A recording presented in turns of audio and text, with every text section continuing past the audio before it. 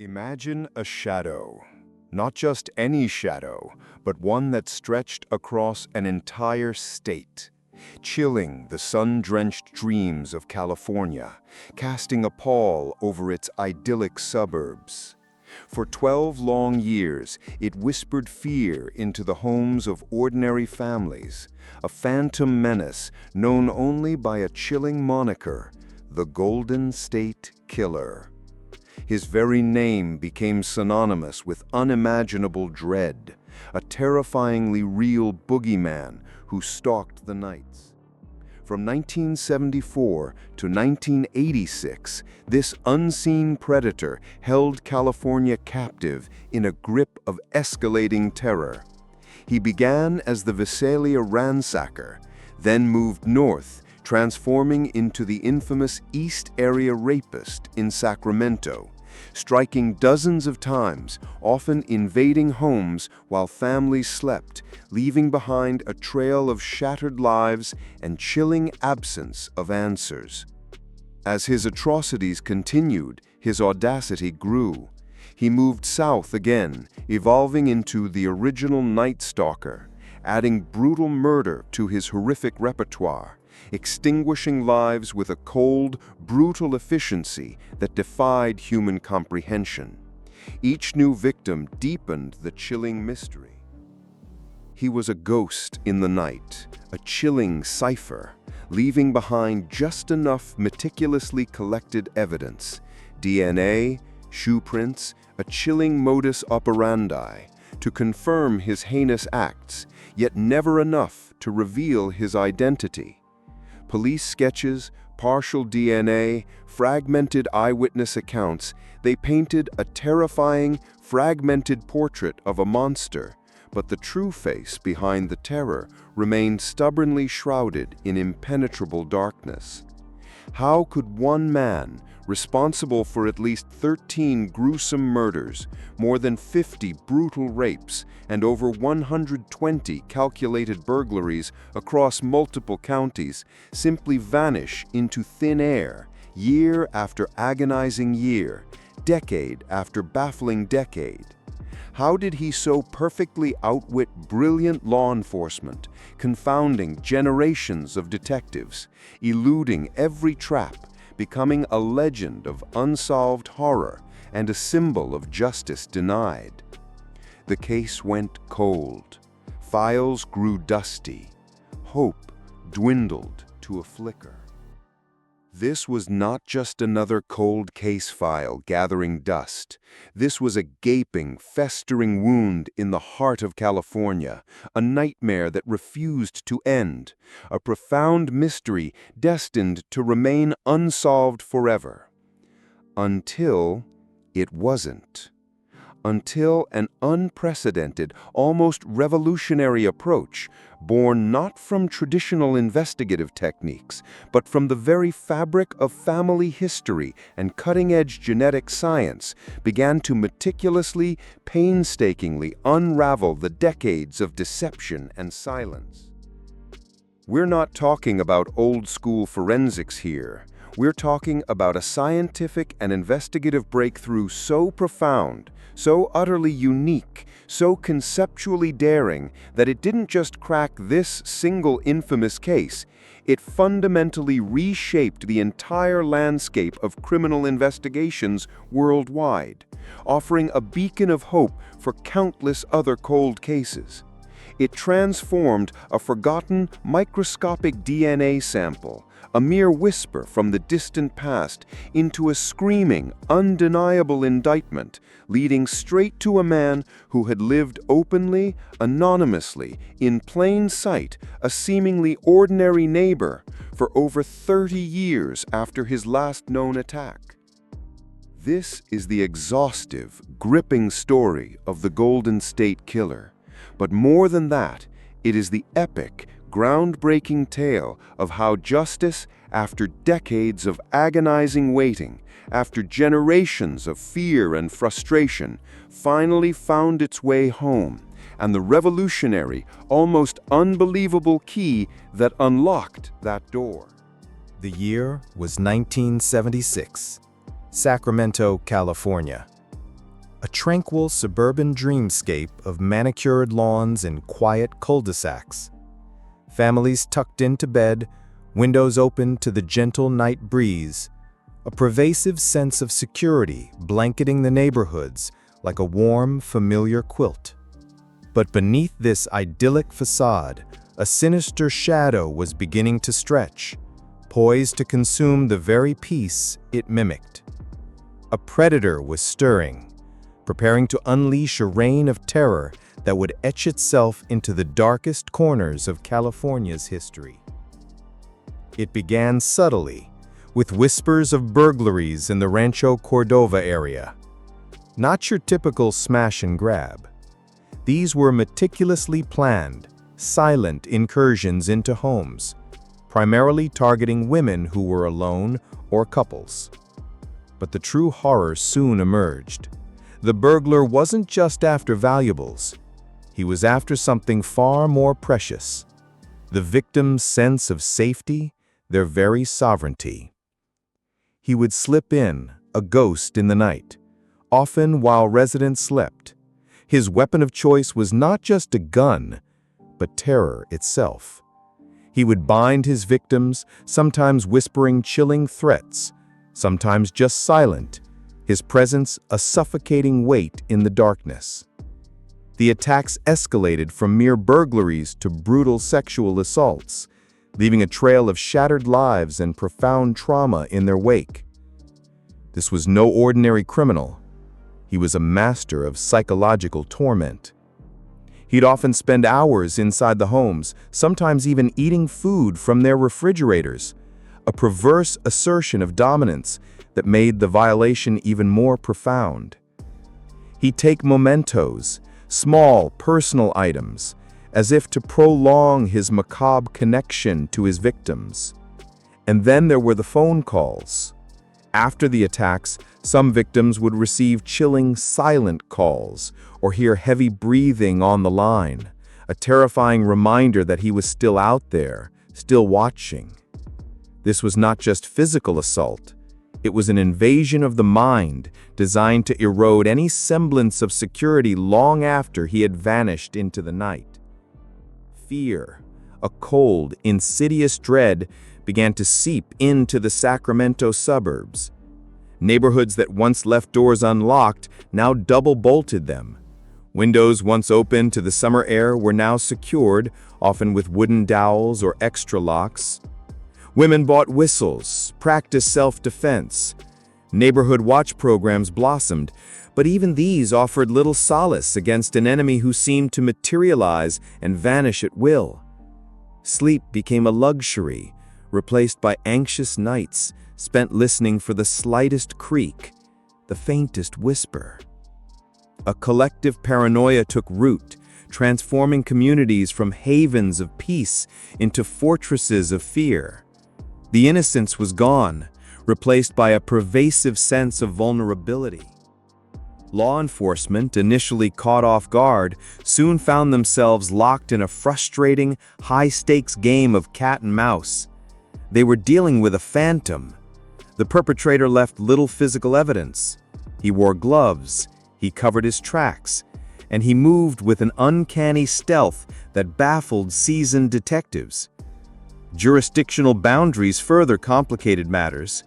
Different police departments handled cases that seemed eerily similar, but without a centralized task force, connecting the dots was a painstaking, often impossible endeavor. Leads ran cold, eyewitness accounts were vague, and the man dubbed the East Area Rapist, a name coined to encompass the geographical spread of his initial reign, seemed to possess an almost supernatural ability to evade capture.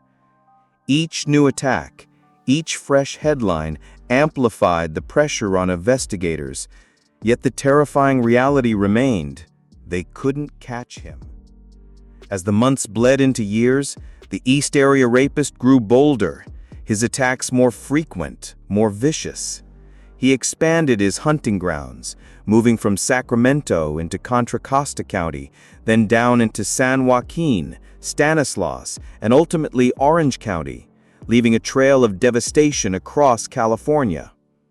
The pattern remained chillingly consistent. Surveillance, silent entry, terror, sexual assault, and then disappearance. He was a chameleon, adapting, learning, refining his monstrous craft. The communities he violated were left reeling, haunted by the memory of his unseen presence, by the cold dread that he could strike anywhere, at any time. This was the dawn of terror, a chilling genesis that forged the identity of one of America's most elusive and horrific serial offenders. The East Area Rapist had emerged from the shadows, claiming his victims and leaving behind not just physical scars, but an indelible mark of fear on an entire state. And for decades, he would remain nothing more than a ghost, a whisper in the night, a terrifying riddle that seemed destined to remain unsolved. As the 1970s drew to a close, an uneasy calm seemed to settle over the Sacramento area. The relentless terror of the East Area Rapist, responsible for over 50 rapes and several murders, had seemingly vanished. But this was no victory. It was merely a terrifying intermission. What California didn't yet realize was that the monster had merely changed hunting grounds, evolving into something far more sinister, far more deadly. The chilling reemergence began in Southern California. The first signs of this terrifying metamorphosis manifested in Goleta, Santa Barbara County, in December 1979. The attack on a young couple in their home bore the unmistakable hallmarks of the East Area Rapist: the precise, almost ritualistic binding, the ransacking, the chilling whispers in the night. But this time, the savagery escalated beyond anything witnessed before. The male victim, Dr. Robert Offerman, and his female companion, Deborah Manning, were not just sexually assaulted, they were executed, shot to death in their own bedroom. This wasn't merely a rapist anymore. This was a cold-blooded killer. The geographical shift was profound. From the quiet suburban streets of Sacramento and Stockton, the predator had moved south, expanding his reign of terror into Ventura, Orange, and even Los Angeles counties. With each new attack, the monstrous signature grew clearer, yet the killer's elusiveness only deepened the mystery.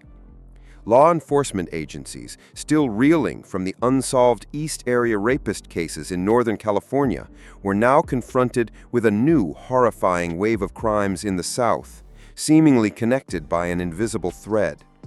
The sheer scope of his operations, spanning hundreds of miles in numerous jurisdictions, created a chaotic maze of investigations. There was no centralized task force, no unified database. Detectives in one county were often unaware of similar patterns emerging just a few miles away across a county line. This fractured approach inadvertently became the killer's greatest ally. His methodology, already brutal, became outright homicidal. The original Night Stalker, as he would eventually be dubbed, a name that still sends shivers down the spine, targeted primarily suburban homes, often at night, often where he believed a couple resided. He would force his way in, bind the victims, and then unleash unimaginable horror, culminating in murder. The terror wasn't just physical, it was psychological. He would linger, sometimes for hours, tormenting his captives, eating their food, drinking their beverages, transforming their sanctuary into a chamber of pure dread. He was a ghost, leaving behind a trail of devastation and a pervasive sense of helplessness. The murder of Charlene and Lyman Smith in Ventura County in March 1980 further cemented this horrific evolution. Bound, beaten, and then ultimately shot, their deaths underscored the chilling reality. The rapist was now a murderer, and his spree was only intensifying. Just months later, in August 1980, the attack on Patrice and Keith Harrington in Orange County added another layer of horror. Patrice was raped and bludgeoned to death, while Keith was tied and forced to listen to his wife's agonizing final moments. These weren't isolated incidents. They were calculated acts of extreme violence, designed to instill maximum fear. The fear gripping Southern California was palpable, suffocating. Residents checked their locks religiously, bought firearms, and slept with baseball bats near their beds. Neighborhoods that once felt safe became grounds for suspicion. Parents worried about their children, husbands about their wives. The killer operated under the cloak of night, his movements unpredictable, his motives unfathomable. He was everywhere and nowhere, a ghost in the dark, a shadow that could materialize in any bedroom. Local news stations ran constant updates, featuring sketches and desperate pleas for information. But the leads were scarce, the killer seemingly vanishing into thin air after each grotesque act. The lack of arrests, the sheer audacity of the crimes, and the widening geographical footprint created a profound sense of vulnerability across multiple counties. The police were trying their best, but they were chasing a phantom, a chameleon who blended seamlessly back into society after each heinous act. The original Night Stalker, as he would eventually be dubbed, a name that still sends shivers down the spine, was not just a name, it was a descriptor for the collective dread that haunted the dreams of an entire region. The question on everyone's mind was not if he would strike again, but when and where. And for years, far too many years, that question remained unanswered, leaving behind a legacy of unresolved anguish and a seemingly unbreachable cold case. Imagine a shadow, not just cast by night, but by an unseen entity moving with chilling precision through the suburban landscapes of California. For decades, this shadow belonged to a monster, a phantom known by many monikers, the East Area Rapist, the original Night Stalker, and ultimately, the Golden State Killer. His reign of terror, spanning from the mid-70s to the mid-80s, wasn't just a series of crimes, it was a psychological siege on an entire state. Home after home, family after family lived under an oppressive, suffocating blanket of dread. The sheer audacity of his attacks, often breaking into homes in the dead of night, sometimes even returning to terrorize victims who thought they had escaped, forged an indelible star on the collective psyche. Every creak of a floorboard, every rustle outside a window became a potential harbinger of doom. Neighbors grew suspicious of neighbors. Trust eroded, and the comforting sanctity of one's own home became a fragile illusion. This wasn't just crime, it was an invasion of peace, a systematic dismantling of security. For the dedicated men and women of law enforcement, the Golden State Killer was an embodiment of their worst nightmares. He was a ghost, a shapeshifter, seemingly leaving no trace. Investigators were inundated with a perplexing, escalating pattern of violence, yet every lead evaporated like mist. His methods were meticulous, almost ritualistic. He'd disable phone lines, collect trophies, even eat food from his victims' refrigerators. Yet he remained infuriatingly elusive. Task forces formed, disbanded, and reformed, their members growing increasingly weary, their hope dwindling with each passing year. The pressure was immense, the public clamor for answers deafening, but the killer remained one step, sometimes 10 steps ahead. The frustration was palpable, a gnawing, insidious force that corroded the spirits of even the most hardened detectives. They had DNA evidence, albeit primitive by today's standards. They had composite sketches. They had a chilling geographical spread, but they had no name. Imagine staring at the pieces of a terrifying puzzle, knowing it depicts a monster, but lacking the one crucial piece to complete the picture. The killer's intelligence, his chilling adaptability, his capacity to vanish into thin air, all contributed to this profound sense of helplessness. Then, As suddenly as he had begun, he stopped.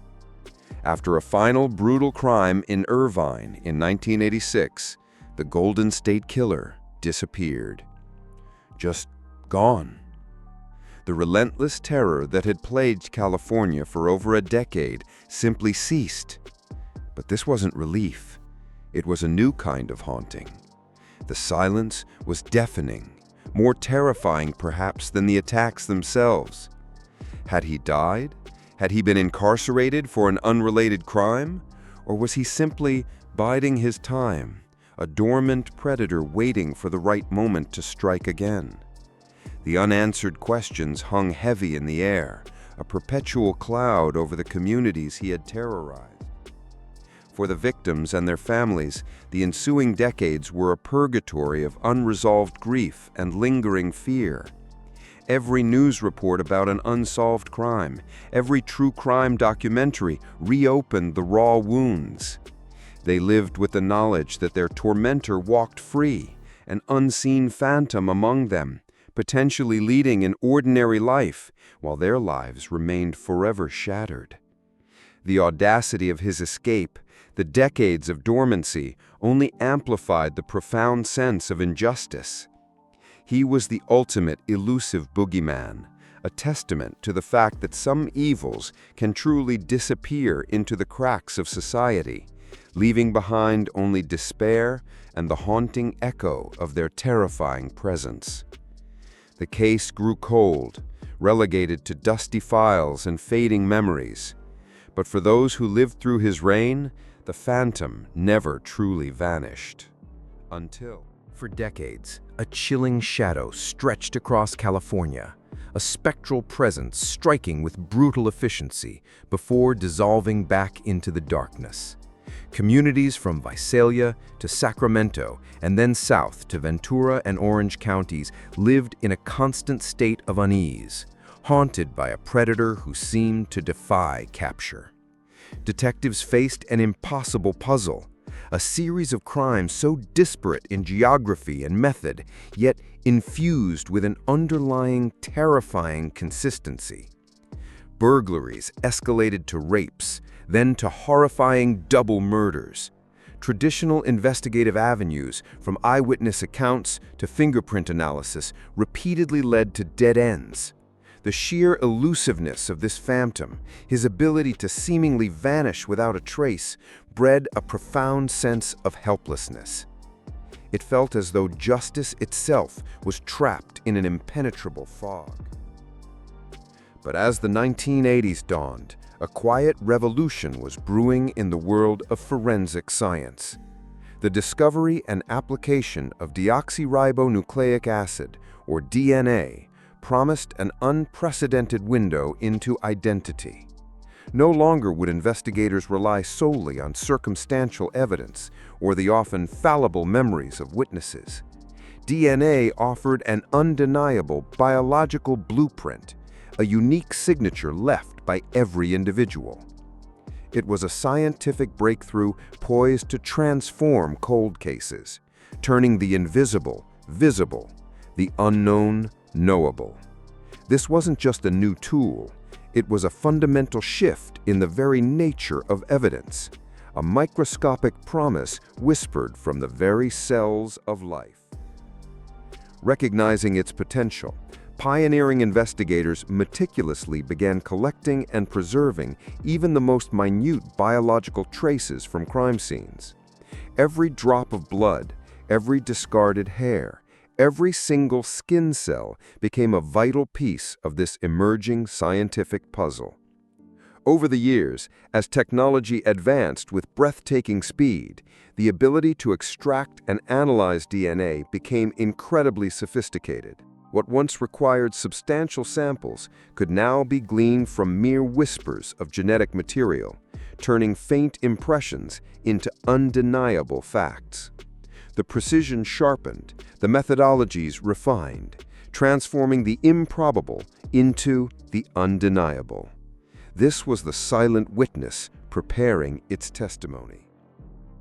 It was this scientific bedrock that allowed a dedicated team of cold case detectives years later to piece together the horrifying truth. The seemingly unconnected reign of terror, the cunning Visalia ransacker, the prolific East Area Rapist, and the brutal original Night Stalker were not the work of multiple monsters. They were one. The DNA profile, painstakingly extracted from various crime scenes across California, matched with chilling precision.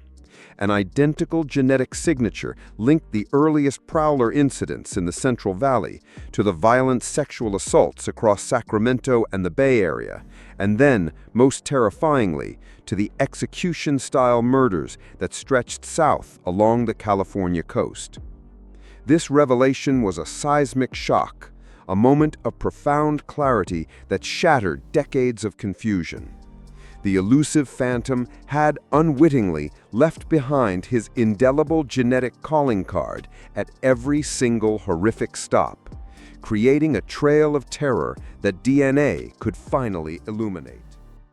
This DNA, this perfect, irrefutable genetic code, became the ultimate silent witness.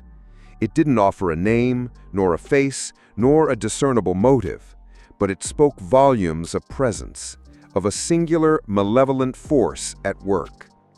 It meticulously connected crimes separated by hundreds of miles and vast stretches of time, drawing an unbroken, chilling line through a terrifying criminal odyssey.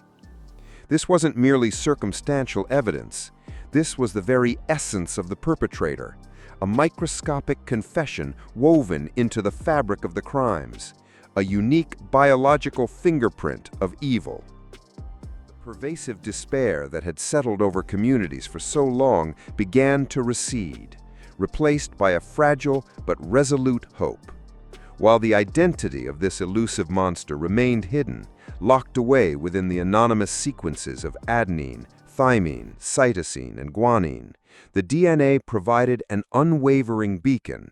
It held an implicit promise that somewhere, sometime, this unique genetic fingerprint would find its match. It was a profound scientific vow of eventual accountability, a deep conviction that the truth, however long it took, would one day emerge from the oppressive shadows.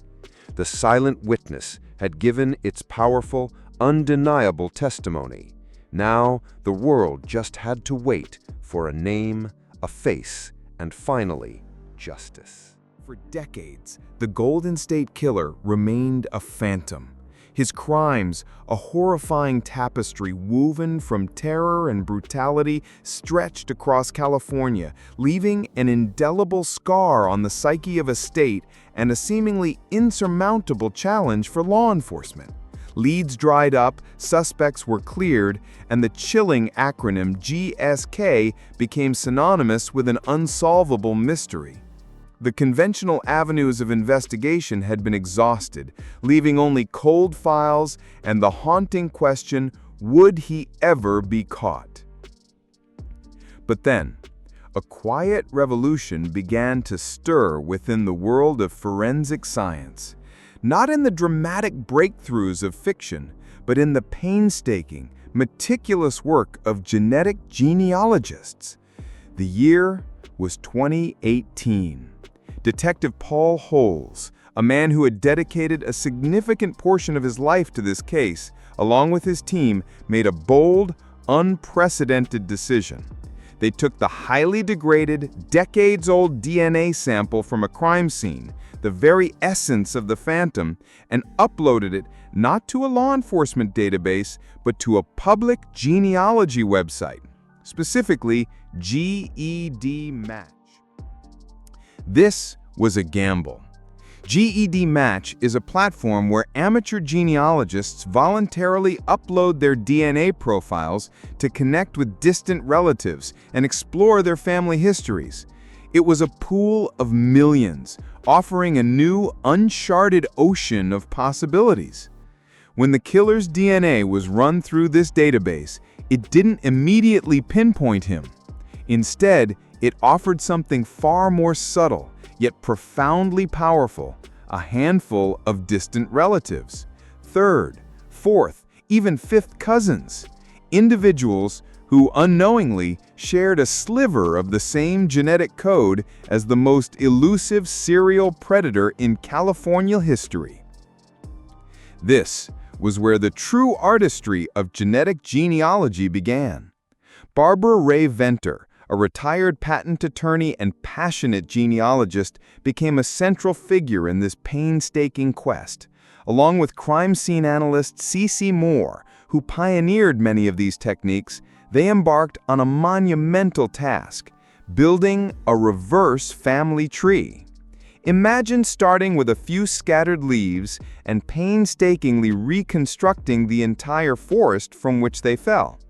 They weren't looking for the killer himself in these initial matches, but for common ancestors, a shared great-great-grandparent perhaps, or an obscure branch point in time. It was like assembling a gargantuan jigsaw puzzle, each distant cousin providing a tiny, invaluable piece of the genetic lineage. From these distant connections, they began to trace ancestral lines forward, generation by generation. They built sprawling family trees, some encompassing thousands of individuals spanning centuries. Every birth, death, and marriage certificate, every obituary, every archived newspaper article became a clue.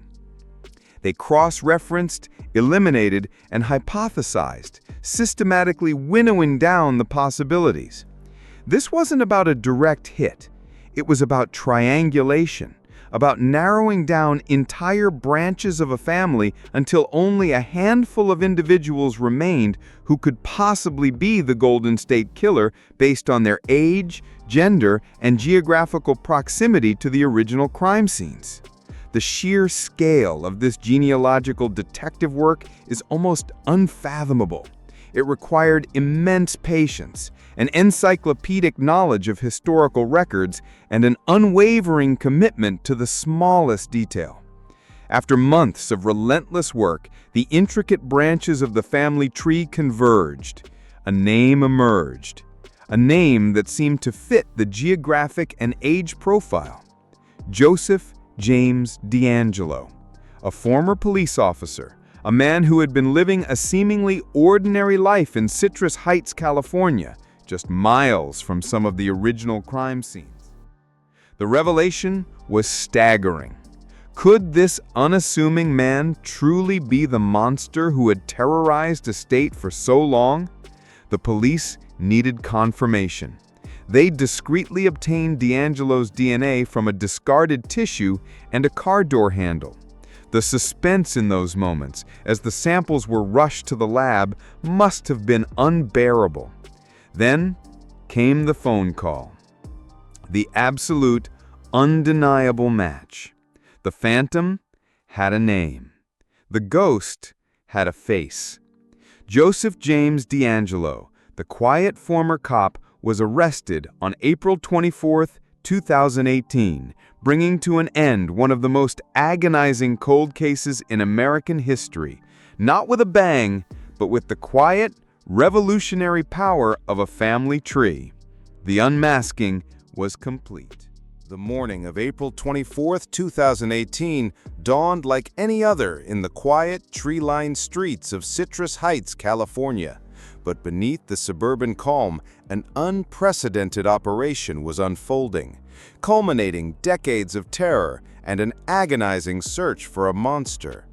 Law enforcement, armed with a genealogical DNA match that had narrowed their suspect pool to a single, chilling possibility, converged on a modest home.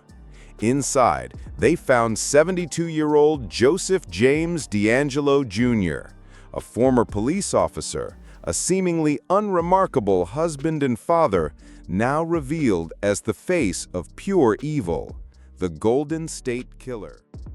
The arrest was swift, quiet, yet earth-shattering. The man who had eluded capture for so long, who had terrorized a state, was finally in custody. His bland demeanor in handcuffs, caught on camera, sent shivers down the spines of millions. But for the victims, the survivors, and the families of those he had stolen, the news transcended mere shock. It was an avalanche of emotions, disbelief, then overwhelming relief, followed by a torrent of tears held back for decades.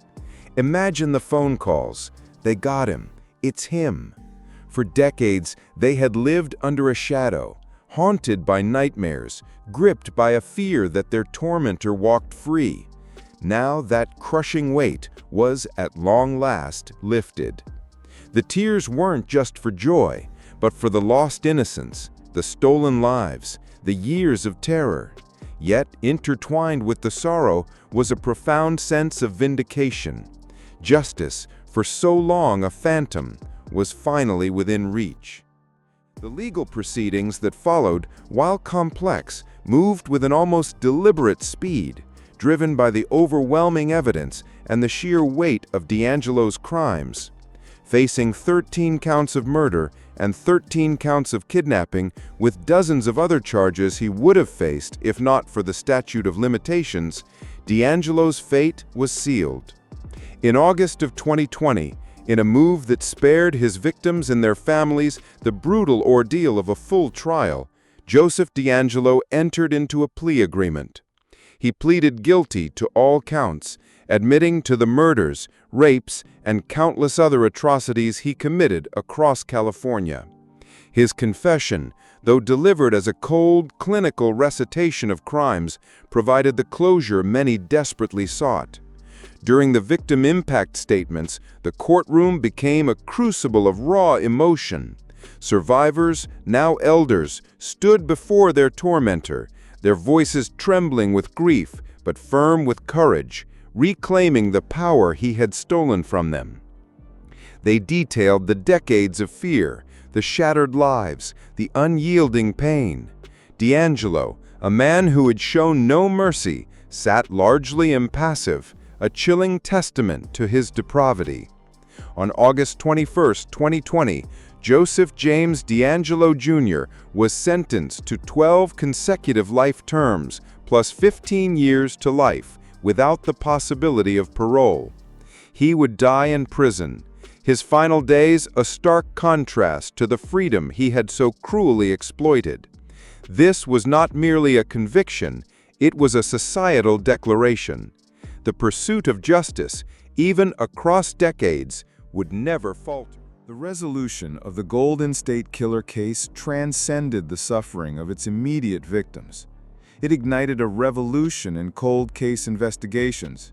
The use of investigative genetic genealogy, the very technique that led to DeAngelo's capture, transformed the landscape of forensic science.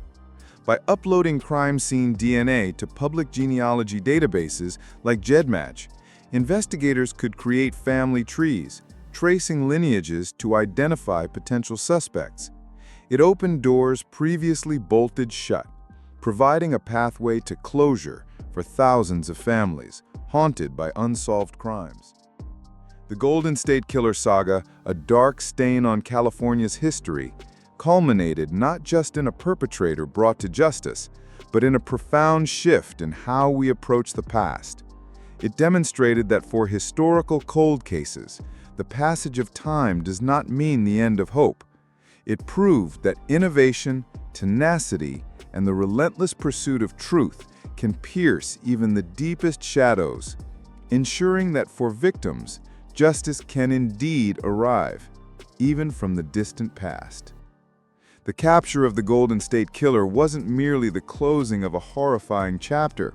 It was the dawn of a new era for cold case investigations.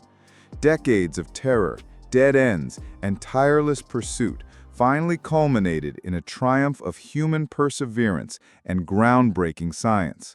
For years, this phantom predator haunted California, a ghost in the shadows, leaving a trail of unspeakable trauma.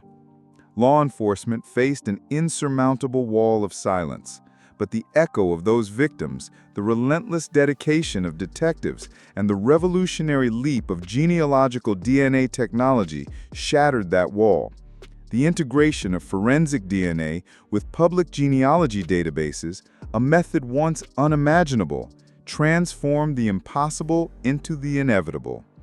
This wasn't just about finding DeAngelo, it was about validating the unyielding belief that justice, however delayed, can always be reached. The case profoundly showcased the impact when innovation meets unwavering commitment, standing as a monumental testament to leveraging every tool to bring answers to the heartbroken. This landmark conviction sends a powerful message. No matter how old the crime, how cold the trail, the pursuit of truth will persist. It's a blueprint for the future, inspiring hope for countless other families still waiting for closure.